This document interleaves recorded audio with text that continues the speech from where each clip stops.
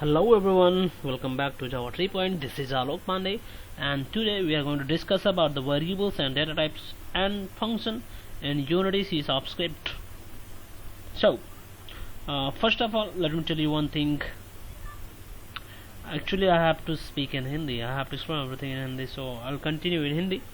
So, first of all, सबसे पहले मैं आपको बताना चाहूँगा कि ये अगर आप फ्रेशर हो, अगर आप प्रोग्रामिंग आपको कुछ भी नहीं आता है, तो आपको थोड़ी बहुत प्रोग्रामिंग आना कंपलसरी है, नहीं तो आपको ये कुछ भी समझ में नहीं आएगा जब मैं स्क्रिप्ट लिखूंगा तब। तो सबसे पहले यहाँ पे हमने जो लास्ट लेक्चर में देखा था, हमने देखा था स्क्रिप्ट कैसे अटैच करते हैं और कुछ कॉमन फंक्शंस के बारे में बात किया था।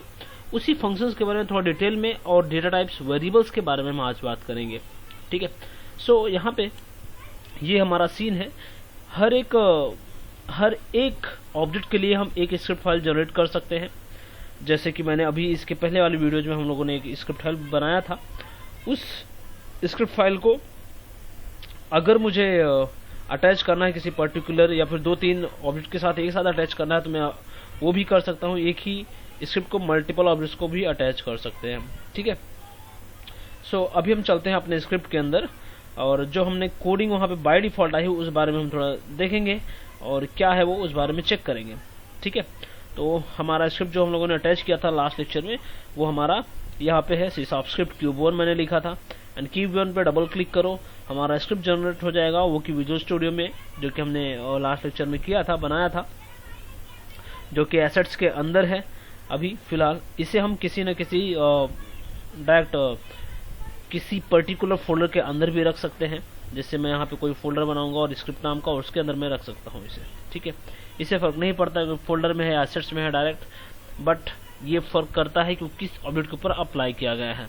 ठीक है, सो उसका नेम भी आप जब स्क्रिप्ट का देते हो तो रिलेटिव होना चाहिए किसी पर्टिकुलर ऑब्जेक्ट से, नहीं तो आप जब मल्टीपल ऑब्जेक्ट्स लोगे तब आपको शायद याद रहे कि ना रहे, आप भूल सकते हो स्क्रिप्ट का नेम की वजह से अगर प्रॉब्लम हुआ तो हो सकता है। तो इसलिए प्लीज जो भी आप ऑब्जेक्ट के लिए स्क्रिप्ट बना रहे हो उसका सबका स्क्रिप्ट का नेम यूनिक रखो, सो दैट आप उसे भूलो ना और उसे अच्छी तरह से याद रहे। आप जब मल्टीपल स्क्रिप्ट लिखोगे, लाइक 8, 10, 20, 25 ऐसा कुछ भी हो सकता है।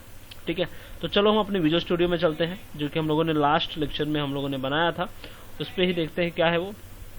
ठीक है, तो सबसे पहली चीज मैं थोड़ा आपको बताना चाहूँ कि डेटा टाइप क्या है, वेरिएबल क्या है, फिर मैं आगे फंक्शन बताऊंगा, फिर मैं उस फंक्शन के अंदर क्या क्या करने वाला हूँ वो बताऊंगा, फिर एक एक करके मैं फिर यूनिटी के फंक्शंस को स्टार्ट करेंगे हम पढ़ना। ठीक है, कि हो सकता है आपको फंक्शन से वेरिएबल्स पहले से पता हो, सो फिर अगर आपको पता है तो आप ये स्किप कर सकते हैं पार्ट, बट जिनको नहीं पता है, जो एकदम फ्रेशर है स्क्रिप्ट के बारे में, कोडिंग के बारे में, उनके लिए थोड़ा बताना जरूरी है।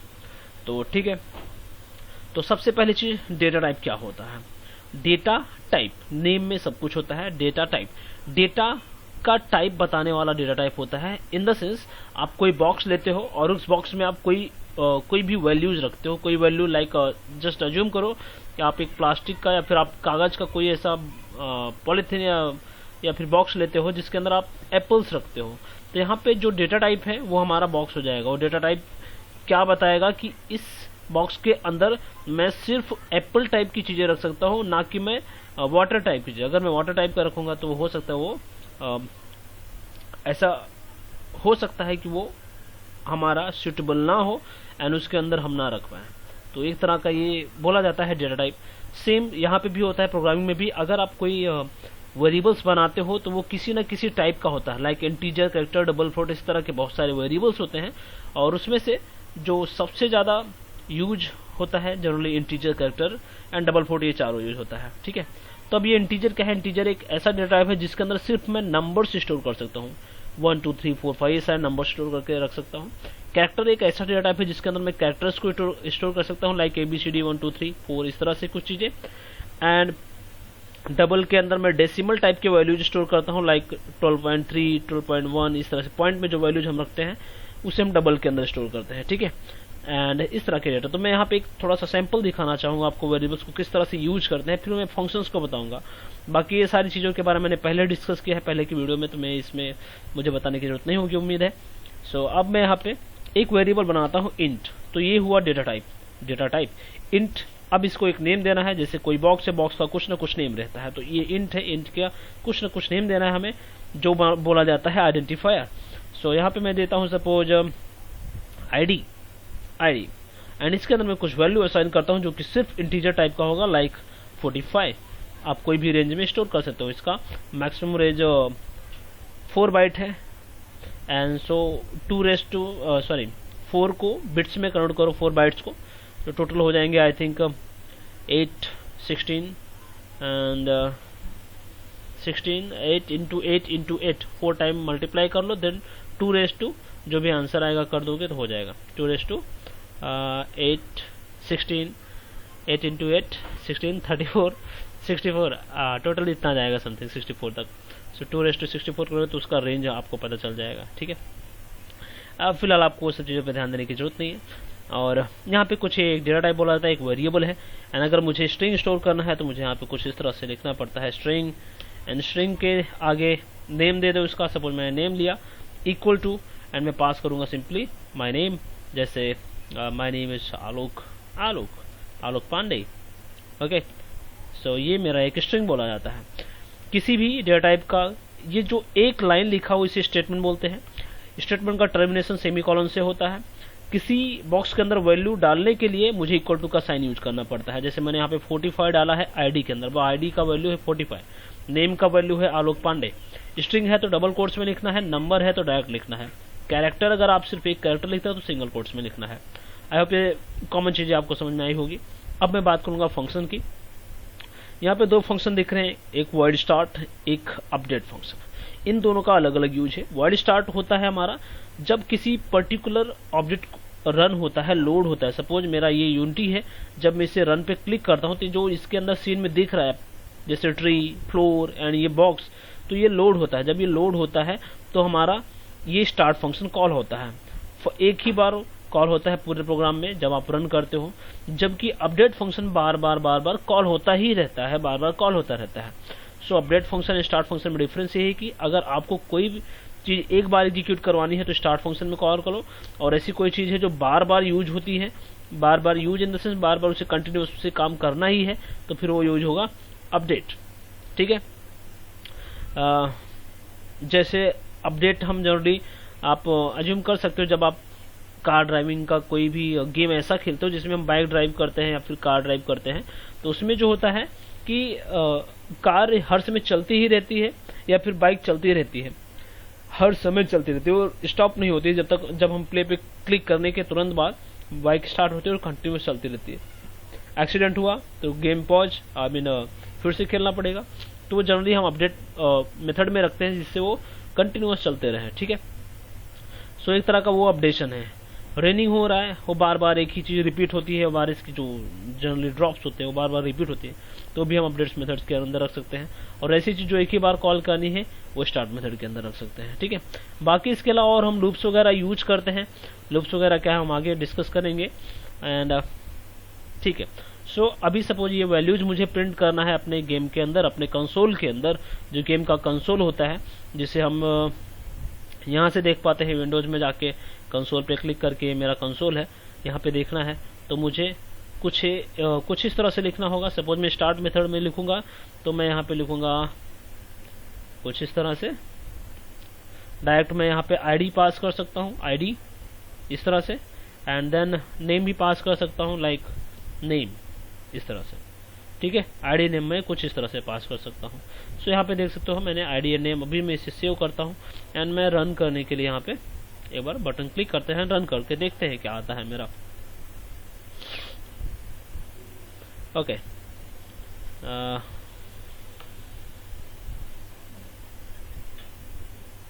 ओके, यहाँ पे देख सकते हो आलोक पांडे, हमारा जो भी नेम हमने प्रिंट किया था 45 एंड आलोक पांडे, ये प्रिंट हो चुका है, ठीक है। तो ये मेरा आउटपुट है। नीचे भी देख सकते हो आलोक पांडे यहाँ पे लिखा हुआ है, ठीक है। तो ये मेरा आउटपुट हुआ कंसोल में जो प्रिंट कर रहे हैं। अभी तक हम लॉग के थ्रू प्रिंट कर रहे हैं, अभी हम खुद से मैनुअली नहीं, मतलब हम गेम ऑब्जेक्ट के अंदर जो यूजर से इंटरेक्ट करता है वहां पे नहीं प्रिंट कर रहे हैं, हम कंसोल में प्रिंट कर रहे हैं। इसी तरह से हम उसमें कैसे प्रिंट करेंगे वो भी देखेंगे। फिलहाल अभी हम बात करते हैं, सपोज मैं अपडेट फंक्शन की बात करता तो मैंने स्टार्ट में डाला, अगर यही चीज मैं अपडेट में डाल दूं तो क्या होगा।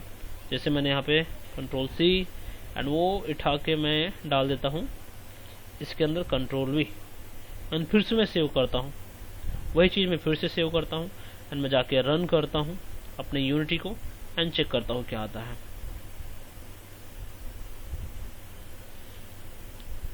मेरा कंसोल किधर गया, window and go to console. Okay, यहाँ पे देख सकते हो एक नेम हमारा एक बार कॉल हुआ जो हमारा फर्स्ट था, उसके बाद जो नीचे वाला हमारा आ रहा है यहाँ पे देखो नंबर्स इंक्रीज होते जा रहे हैं, बार बार बार बार नंबर इंक्रीज हो रहे हैं, मतलब वो बार बार अपडेट हो रहा है। तो कुछ इस तरह से यहाँ पे वैल्यूज बढ़ते ही जाते हैं, हमें दिख रहा है। देखो ये कर्सर भी ऑटोमेटिक नीचे जा रहा है, मतलब ये बार बार जो अपडेट फंक्शन है बार बार कॉल हो रहा है, उसके वैल्यूज बढ़ते जा रहे हैं, बार बार बार बार वो हर समय कॉल होते रहेंगे। अभी मैंने यहाँ पे छोड़ा है, थोड़ी देर में देखो फिर से वो हमें नीचे लेके जाना पड़ेगा क्योंकि वो बार बार कॉल हो रहे हैं। ठीक है, सो अपडेट फंक्शन कुछ इस तरह से वर्क करता है। आई होप आपको ये समझ में आया होगा कि क्या चल रहा है यहाँ पे। सो मैं इसे पॉज मोड में करता हूँ एंड इसे मैं सब क्लियर करता हूँ एक बार। ठीक है, अभी मैं एक बार फिर से रन करता हूँ। देखो ये वाला वैल्यू जो है बढ़ते जा रहा है हर समय, 190 से 220 ब्ला ब्ला ब्ला, ये बढ़ते जा रहा है। हर फ्रेम में वो एक अपडेट होता रहता है, हर फ्रेम के हिसाब से वो अपडेट है। जितनी बार सपोज एक मूव होता है तो उसके हिसाब से वो अपडेट होता रहता है। ओके, सो ये जो फंक्शन है अपडेट फंक्शन हर फ्रेम में एक बार कॉल होता है, जबकि ये एक बार ही कॉल होता है हमारा स्टार्ट फंक्शन के अंदर आप जो भी कोड लिखते हो वो। ठीक है, सो फ्रेम वगैरह क्या है मैं आगे और बताऊंगा आपको अच्छी तरह से। फिलहाल आपको उम्मीद है आपको ये फंक्शन एंड वेरिएबल्स समझ में आया होगा। इसी तरह से हम अपना खुद का फंक्शंस भी बना सकते हैं। अभी ये तो void and update and start function ये सिस्टम का था, तो मुझे उससे कुछ लेन देन नहीं है। मुझे खुद का फंक्शन बनाना है तो मैं यहाँ पे सिंपली लिखूंगा वॉइड सैम्पल, मैं ऐसा नेम देता हूँ। तो यहाँ पे वॉइड जो है वो रिटर्न टाइप है फंक्शन का, मतलब एक कोई भी प्रोग्राम के अंदर जो फंक्शंस होते हैं उनका काम क्या होता है, कोई पर्टिकुलर टास्क परफॉर्म करना, कुछ न कुछ हम इसको काम देते हैं, वो करके मुझे देता है। अगर आपने वॉइड लिखा है मतलब मुझे काम कर देगा लेकिन वो मुझे रिटर्न कुछ नहीं देगा। अगर आप यहाँ पे इंटीजर डबल फ्लोट इस तरह का कोई डेटा टाइप पास करते हो मतलब उसी टाइप का वैल्यू रिटर्न करेगा। जैसे मैंने यहाँ पे 2 वैल्यू दे दिया, इसको बोला कि ऐड करके आप दे दो तो 2 + 2 4 करके मुझे रिटर्न कर देगा 4 answer. So generally return type वो होता है। सो यहाँ पे जैसे हमने वॉइड पास किया तो वॉइड मतलब वो कुछ भी रिटर्न नहीं करेगा, यहाँ पे भी कुछ रिटर्न नहीं करेगा। ठीक है, जबकि अगर मैं यहाँ पे इंट डालता तो मुझे कुछ न कुछ वैल्यू रिटर्न करता था। ठीक है, ये आई थिंक आगे आएगा तो मैं आपको बताऊंगा। अभी यही चीज मैं यहाँ पे लिखता हूँ, इसको उठा के यहाँ पे मैंने डाल दिया डिबग को, एंड इस सैंपल को मैंने यहाँ पे कॉल कर दिया, मतलब सैंपल ऑटोमेटिक रन नहीं होने वाला है, लेकिन अगर मैं अपडेट या स्टार्ट पे डाल दूंगा तो रन होना शुरू हो जाएगा वो, क्योंकि ये हमने बनाया है फंक्शन, सैंपल नाम का फंक्शन ये मैंने बनाया है। और ये फंक्शन तभी एग्जीक्यूट होगा जब मैं इसे अपडेट या स्टार्ट फंक्शन के अंदर कॉल करूंगा तब। ठीक है, तो ये हमारा फंक्शन है। नेम आप कुछ भी दे सकते हो, जैसे मैंने सैंपल दिया है। फंक्शन का आइडेंटिफाई करने का आपको ये पैरेंथेसिस पास करना पड़ता है, कोई फंक्शन उसमें आपको पैरेंथेसिस पास करना ही पड़ता है। देन कर्ली ब्रेस के अंदर हम कोड लिखते हैं, कोई भी टास्क जो हमें परफॉर्म करना रहता है जनरली। ठीक है, सो दैट्स ऑल। इस लेक्चर में इतना ही। अगर मैं इसे रन करूं सेव करके यही चीज को, सो इसे एक बार रन करके हम देख लेते हैं फटाफट। अब सेम फंक्शन में जाते हैं, जबकि मेरा इस अपडेट फंक्शन के अंदर अभी कुछ भी नहीं है, सैंपल को मैंने कॉल किया है खाली हमारे फंक्शन को। अभी भी मुझे सेम आंसर आना चाहिए जैसे पहले आ रहा था। उसके लिए मुझे यहाँ पे क्लिक करना होगा कंसोल पे। ओके, यहाँ पे देख सकते हो इसका इंक्रीमेंट हो रहा है, बार बार बढ़ते ही जा रहा है, और हमारा पहला वाला एक ही बार कॉल हुआ। मैं इसे एक बार क्लियर करता हूँ, स्टॉप करता हूँ, clear, run it again, and आप देख सकते हो आप इसका एक्चुअल आउटपुट।